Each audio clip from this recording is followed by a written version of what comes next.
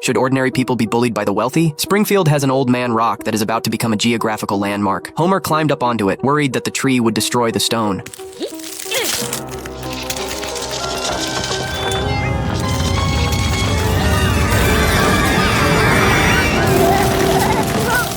Burns got buried under the pile of rocks, but with his slender build, he searched for food among the rubble and even competed with small moles for milk. Finally, he managed to escape through a crevice. Upon returning home, he immediately turned on the television, curious about how everyone would mourn his death. However, the host only mourned for Old Man Rock and even thanked the stone for killing Burns. We'll miss you, Geezer Rock.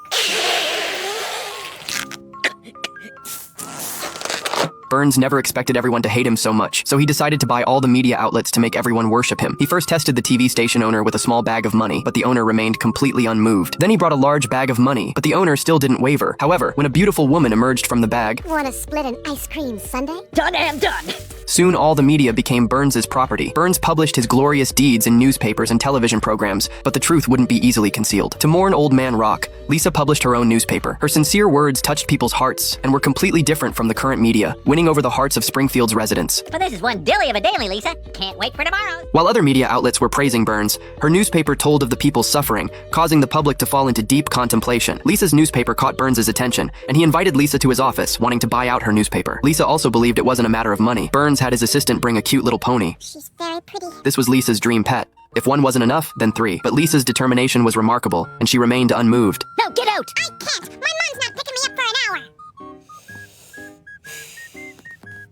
SpongeBob pulled the thread out of Squidward, but the thread seemed to be endless. He not only pulled off all the customers' clothes, but also pulled out all of Mr. Krabs' savings, which made Mr. Krabs go bankrupt directly. SpongeBob accidentally found the thread on Squidward. Driven by his obsessive-compulsive disorder, he instinctively wanted to pull out the thread completely. As a result, he pulled off all of Squidward's clothes. Then he followed the thread and pulled off the customers' clothes, not even sparing his own clothes. At this time, Mr. Krabs was admiring his large amount of savings, but SpongeBob tore the bill into a $1 bill. $1?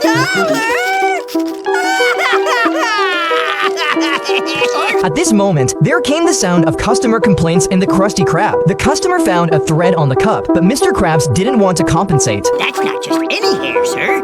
It's from the elusive Peruvian jelly loaf. Her flavor. And it's only an extra, $100 million charge?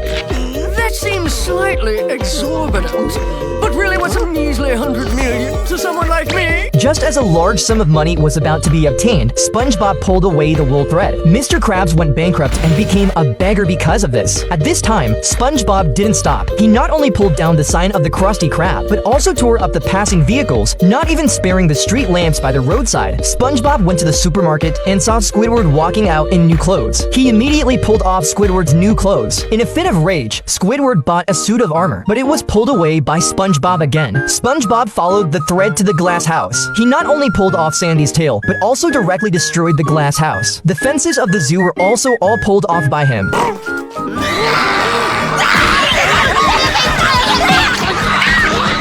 But SpongeBob still didn't stop. With a hard pull, the whole of Bikini Bottom disappeared.